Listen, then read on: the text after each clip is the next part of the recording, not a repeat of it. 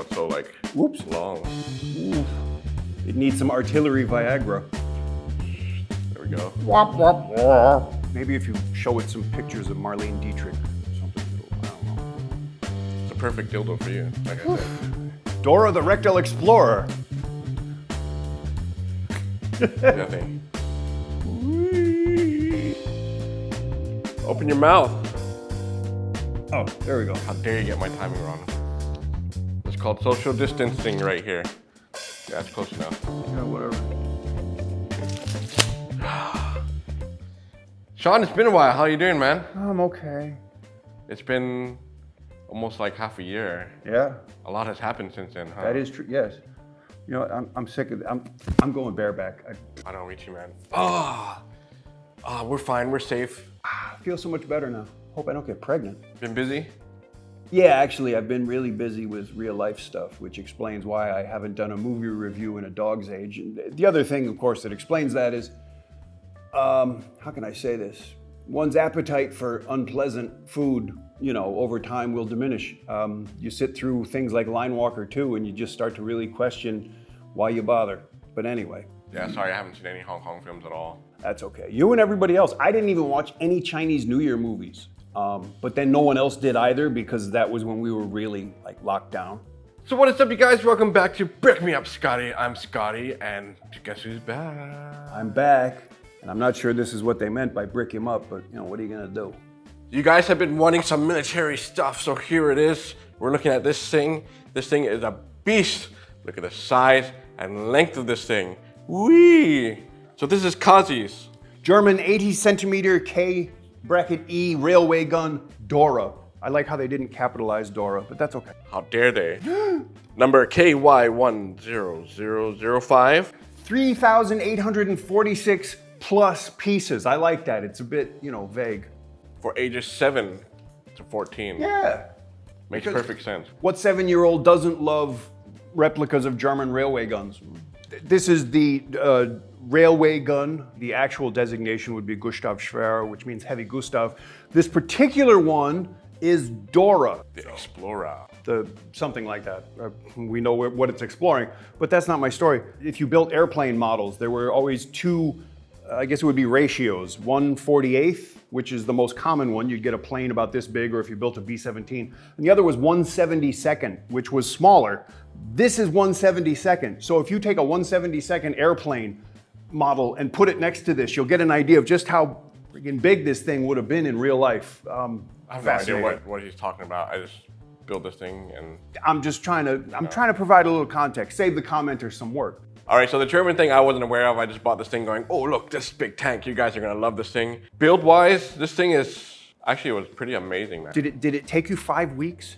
I think it took me longer. Okay, because in real life, it took 5 weeks to set this thing up. Like once they got it where they wanted it to be, it took 5 weeks to set it up. So it was probably a pretty good job to have, you know, building, put it together, take it apart, you know, and you had to be at least, 40 some kilometers from where it was gonna land so you could feel pretty safe. So the good thing is, this is not like that Tsingbao T92 tank. Thank goodness. This thing holds up really, really well. It's reflective of the original German engineering. Look at that. Yeah, that's... Oh, it's sliding, look. The recoil system is working overtime. So you have tracks down here.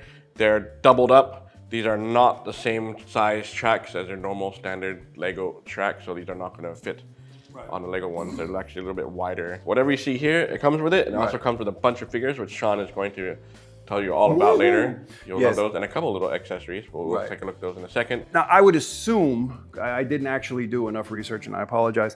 I think they actually had to build these tracks wherever it was going to be fired because this was part of the recoil system. And since there's 2 tracks, you don't normally find a lot of parallel railroad tracks in the former Soviet Union or in the Western Front. So they would probably have to build this, which is one of the reasons it took 5 weeks, because you got to level your ground, etc. I'm just having fun moving this thing around. You know, the Germans, the Nazis really were size queens. Their thought was, you know, why build 10 of something small? You could build one really big one. I think this is the thing that everyone's going to look at the most. Sure. It's kind of hard not to. Just a little bit of a flex there. It's a little bit limp, man. I think it's too long. Right.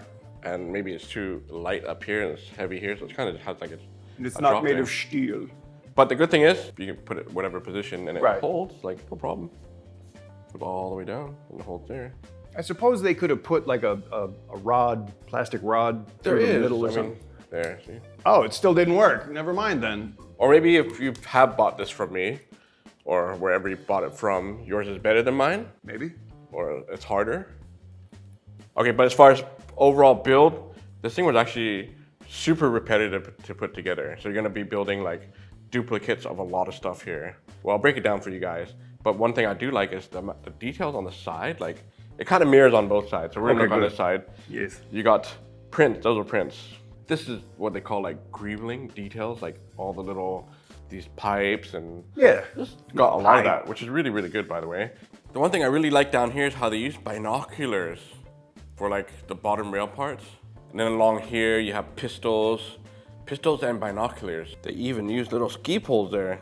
So this actually does come off in sections. Okay. So I'll show you how it comes out. So that means it goes together in sections. Yeah. So don't lift this whole thing up at one shot. No, It'll completely fall apart. Okay, so this first part here, the section is there's a little bit of a gap there. You can see, you can totally see it on that camera. Yeah. So it's actually supposed to sit more further back and And- connect and- here, and but it's click. not. Yeah, but then it pops off this Right. back piece. So I found it just clicks easier a little bit further up. Right. But I don't know, maybe you guys, whoever has this, can let me know if it really does click there. It'll still go all the way up and down, by the way. Right. Just barely touch right there. Yeah. Now shooting the close-ups here, I was actually able to cover that gap up. It's still a little bit tight there. Backside might pop off more often, but if you're gonna put it together like this for the display, it'll look perfectly fine. So this section can come off like that. Do you know any information about this little guy? Well, I believe it was 800 millimeter, 80 centimeter, which is approximately 30 or so inches, 31, somewhere in there. That's awfully large. That's one of the other reasons that it would take 5 weeks. I forget, I think it could fire maybe once a day, twice a day or something. You have to understand that this was originally conceived, let's say, in the mid-1930s when air power hadn't become what it would even during World War II, let alone today. So like today we have stuff like the Moab, the mother of all bombs, or the bunker busters that are designed to sort of drop down into the earth before they explode. This was kind of the early concept of that. One of the great uses of this, by great, I mean historically noteworthy, I don't mean it was good. It was used to destroy an underground ammo storage area during the siege of Sevastopol in the Soviet Union, former Soviet Union, and it did that. But it's also because if you look, I don't know if they include any of the shells, but you can look online, obviously, and oh, okay, but that still doesn't. I mean, if you use a photograph, there you go. If you look at a photograph of a real person in a museum standing next to one of these things, you can imagine. And like I said, they'd lob these things from 35, 40 kilometers away, so it would really ruin your entire day. Wow. And I think if you look, they had originally designed it because they wanted to find a way to smash through the French Maginot Line on what would become the Western Front, because that was what had been so frustrating about World War I, is that it devolved very quickly into static warfare and stayed that way for 4 years. This wasn't finished in time to be used against the Maginot Line because the Germans, being German, they sort of just went around it and ended up in Paris, where the streets are lined with trees because Germans enjoy walking in the shade. So its original use never came to fruition, but it certainly was used later, especially on the Eastern Front. Build part of this section has some weight back here. So these Okay. are like pretty Yes. heavy, so that's where you get the weight from. And there's some parts that might break off, like here it's a little bit fragile. Right. It's just like holding in barely into place. Now, Birdie. like that. Oh, but it's only one piece, like this front here. I was telling Sean earlier that there's a couple pieces that I've never seen before on the set. This piece right here in the palm, this 1x4 on a flat with little studs, actually holds the bricks together. I'm pretty sure this T shape is new to me. Interesting, and they're pretty good. They're useful. They're not useless. This is the savior of the set. This piece is holding everything down together. And this brand Kazi, we don't actually, I think this is the only set that I actually sell on my store. So Kazi focuses mostly on military brands. There's a lot of sets, and I can tell you the bricks are fine. There's like nothing wrong with them. They're pretty good. That always helps. Impressed. Yeah, like I said, like pieces don't really fall down. So it's not too bad. And then come up to the back section here, which is kind of strange. It holds There's actually a holder, like the bricks here. Oh, yes. Really small brick. But the back part of it, it kind of just sits on the slope. So it's not really like set in place, and it floats here on the back. It's just hanging there. So this can actually come off. I take this off here. Boom, boom. Ah. There you go. So you're saying, so these points here, that's it? Yeah. And the rest of it just like kind of just sitting on this. Right. But here, you hold it. You can take a feel and hold the baby. Do you see it falling apart? No.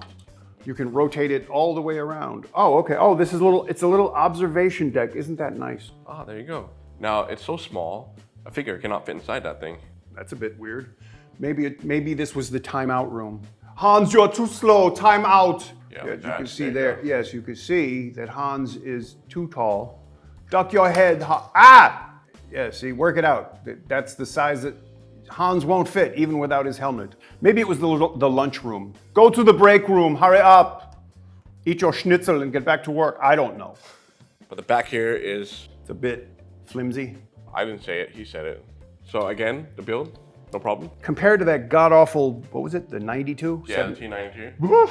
I mean, this thing is really good. I think that's a bazooka on the top. Is that a rocket launcher? Of what? The gold thing? No, that's part of the system. They would load the shell, and because the rifling in the barrel, which is what makes it artillery, not a cannon, 10 millimeters deep. You would load the shell, and then you would have the powder charge, which would be in these massive bags, and you'd have to put that stuff in there, and you couldn't have 3 guys with sticks doing it, so you had to really do that. So I'm assuming that's part of that system to really, what's the word? Is it tamp? I can't remember the word, but you know what I mean. But very cool. I like this. It's just the observation deck is a little bit small. You can't get a character in there. Can't fit anything inside. Take off their heads and their arms, put the dead bodies inside there. This is the bottom part of it. This can actually just come straight up and lift off. Okay. But as Sean was asking, what are these right here? I have no idea. I don't even know if I put that right or not. That's the other thing too. I think I might have some missing pieces here and there, but you can't tell and I can't tell. Kind of have like a Star Wars, it's like a ship, man. Right. I can see what you mean though about how I'm assuming you would build one side and then build the other, and it seems a bit repetitive. Oh yeah, so that was probably the most painful part and it's all one color. It's like, I mean, there's a couple colors in here, but the majority of it is this dark gray. But no, I love the detail. The studs in this case, it's evocative of rivets, which is kind of nice. Those are those 1x4 pieces that are holding everything together. Without those, this whole thing can collapse. There's a couple parts here that kind of, be careful with those. We gotta be careful with the whole set anyway. But there you go. Do we need to say anything about this? No figures can fit inside. I don't know, there's supposed to be rooms in here? I honestly don't know. I wouldn't think so, because they probably would have just set up tents or, kicked some Russians out of their house. And then in between, it's all just hollow in here. Oh, but there's nice detail in there. And then finally, you got 4 of these. Which I'm assuming these are, again, repetitive. Yep. Which, that's fine. These are the most boring parts to build. The bags might not have been numbered. It made it worse because they start you off with something small. You gotta find all the small pieces. So you're gonna have to do a lot of sorting. Oh no, a piece came off. Where did this come off? Ow! I don't know where this one came from, guys. Oh well. Oh well. I mean, I have more spare pieces now. Yay.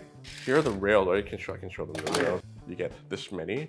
I don't know if you can buy more of these separately or not. You can see, there you go. Very simple. Okay, put this all back together. The other thing that's cool about this set is that it's a 3-in-1 build. It's trisectional. Kind of like, was it Boy George said that once. He said, I'm trisexual, I'll try anything. Yes, so that you can make 3 different builds because there were different versions of the gun. So for example, you could build the K5E or the TM312. This is the full boat, as we say. This is Dora. So we want to shrink it down and make it a little smaller. This is the K5E build, and you can see the barrel would be shorter. Why would you want to make it smaller? This is the TM312. But that is kind of nice that it gives you that. Has anyone bought 3 of these? That would be kind of silly. I mean, you could do it, but then you still have all that leftover. If I really love tanks and this kind of stuff, I probably would have bought all 3 of them. Yeah. But there you go. That's Dora the Explorer. Yeah. And of course, it does have some accessories and some minifigures. Of course. And take a look at the. Yes. What do you want to see first? Let's look at the accessories first. Okay. Come to these things that we saw earlier. 3 of them. These are, yes, so these are models of the shells. I'm not sure if they're actually to scale, because as we've noticed sometimes on these builds, the figures themselves aren't. but that's what the internet is for. You can look that up on Google. Minifigures, here we go. Yeah, you know what, just for you guys, I'm gonna name these minifigures, so if you're offended by which character you're gonna be, you know, sorry. We'll start with this guy first here. All right. Oh, this is Colonel Clink, it looks like. The detail is nice, the level of detail, and the fact they use silver paint, which is very interesting. I like the red, this is quite nice. The hat, very interesting. It reminds me sort of kind of a 1987 Axl Rose. I'm not sure about the other stuff. But this, as you can see, you know, it's the matching color, which always helps. But again, nice level of detail. Oh, gold too, there's a little bit of gold. Say what you will about the German army in World War II, their uniforms were just fabulously stylish. Who's this? I'm kind of scared to name them, man. That's okay. I don't want to offend anyone. Okay, that is Puppet Guy. He's on that lean. So yeah, who's next? Oh, he's got his bedroll, which doesn't really make sense because they would have set things up. Oh, and he's carrying some ammunition. Again, very nice. He looks quite angry, which I suppose if you were a German machine gunner on the Eastern Front, that would go without saying. Well, it's quite nice, actually. This is fascinating to me. I wonder if that's, oh! Okay, that doesn't quite work. It almost looks like he's wearing his cold weather jacket, and because you can see, it's a painted detail, but it looks nice. You can see that the hood looks like the winter, except that the outside wouldn't have been gray, but it doesn't really matter. Yeah, this is quite nice. And so, okay, who's this? This is Nestor, Nehhsterr. Nestor. Did I say that right? Nestor? Something like that. Who would like to see more Panlos tanks. Okay. There are a bunch of new Panlos tanks that are coming out really soon. Yes.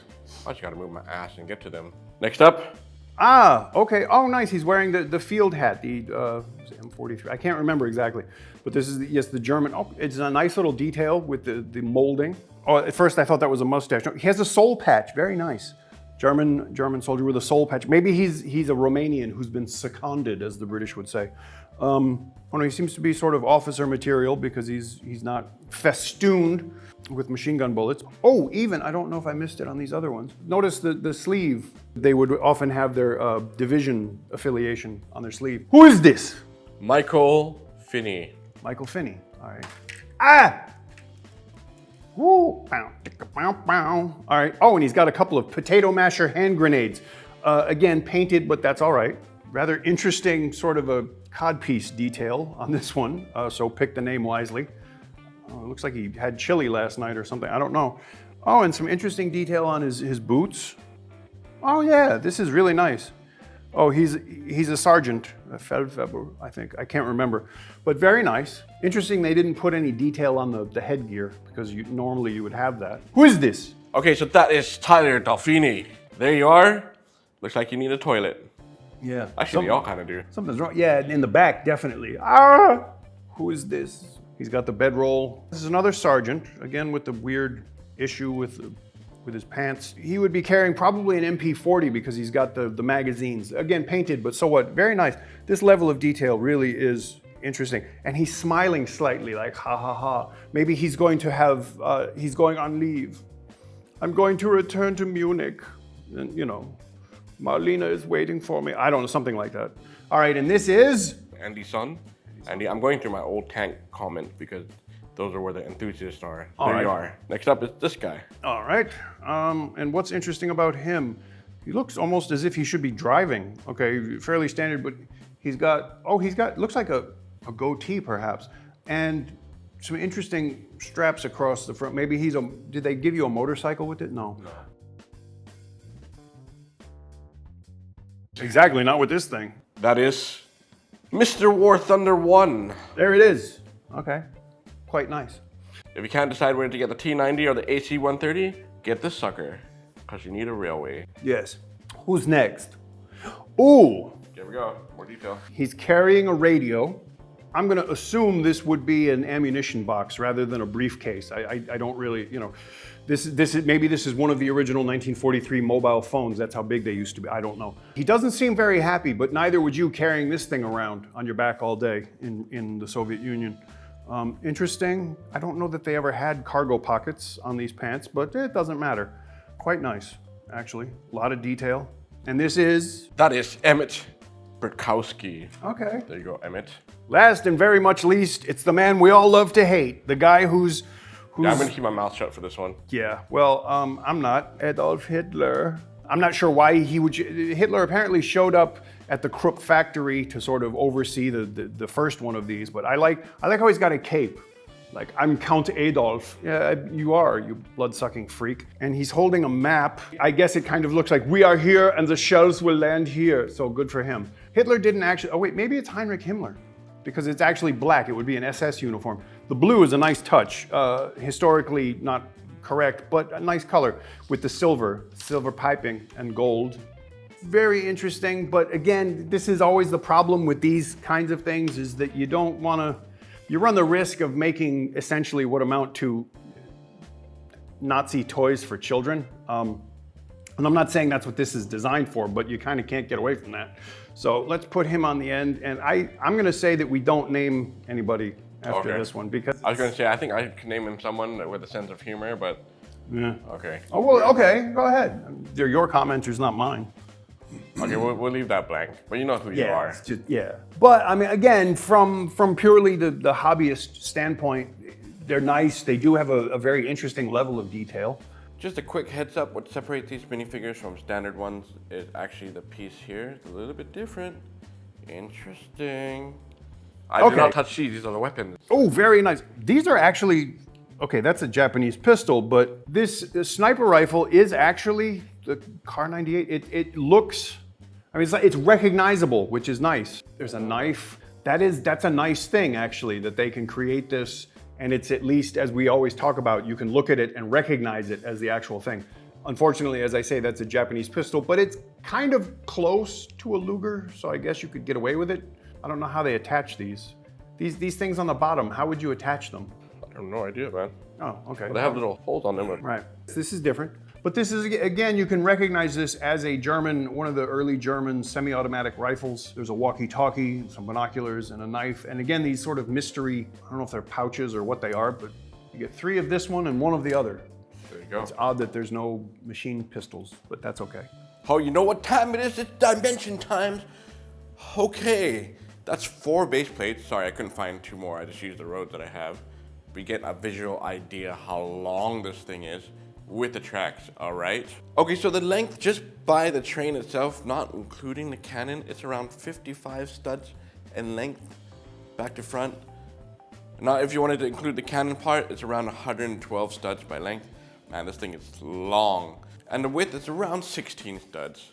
Now, let's check the height. So here are my 1x4 bricks. I've stacked them up toward the back, which is the highest point, and that is around 28 bricks in height.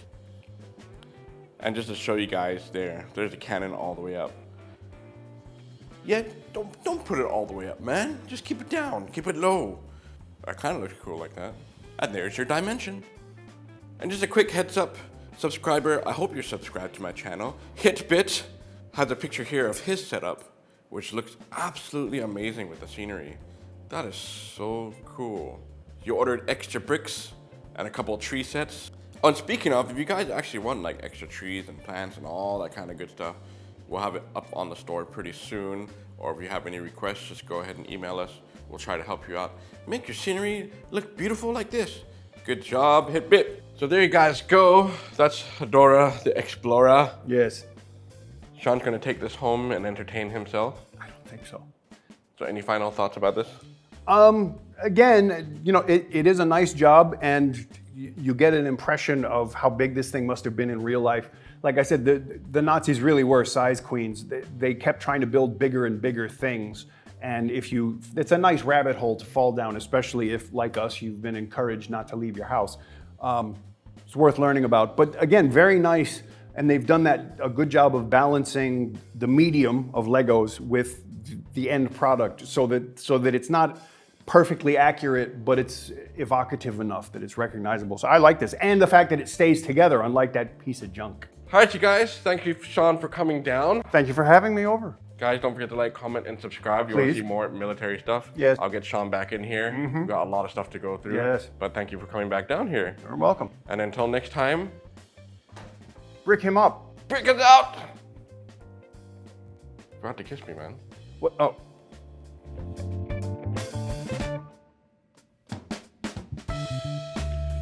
Okay, that piece came off from here. That's going to be your only drop test. both decide the pan. Oh! I keep holding it like 3 times already. Okay. So we have a little bit of a casualty here with 2 pieces we don't really belong to. How come I have more pieces here? Where'd this one come from? It fell off. I don't know where this one came from. What? Yeah, sluts. This is Sean's new theme song. The Nazi bunch, that's the way we all became the Nazi bunch. And I have to sing it that badly so that we don't get a copyright strike. Here's the story of a man named Adolf who really, really, really hated Jews. I'm keeping my mouth shut, man. Okay, go ahead. You can keep singing. You can keep making. What? No, no. It's and this is the problem with this. It's like it's not funny. Especially people of my generation, like my grandparents' generation, fought World War II, and I'm old enough to remember speaking to people who had direct experience with World War II, and that's why it always kind of makes me feel more than slightly ambivalent about this. I don't know why it has these spoilers. It's not like it was going to go that fast. How long have you been constipated?